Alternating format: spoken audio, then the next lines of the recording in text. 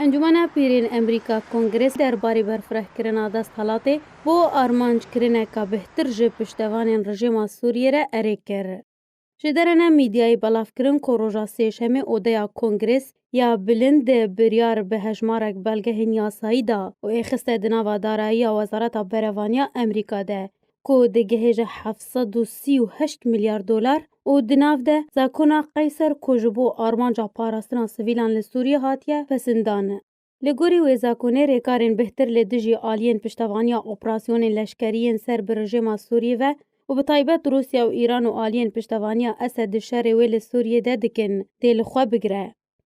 لگوری کمیتا کاروبارین هزین لشکری لانجمنا پیران دایا خویانی او بلگاره ده سزال سر آلین پشتوانی جه هولین سرکفتنا رژیم اسد بلشکری لسوریه ورنه داین.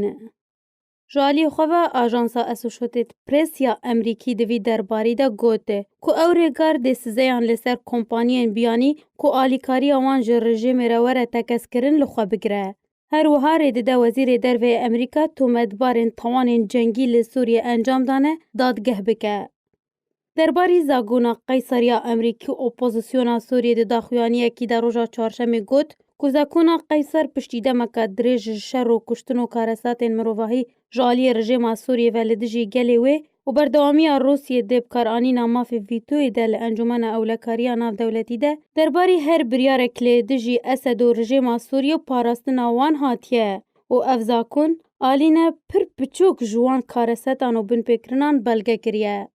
لیتوی در بزبونا دمک دریش لی دیسان دوی قوناغی ده درکتن و اریکرین آوی زاکونه پر گرنگه.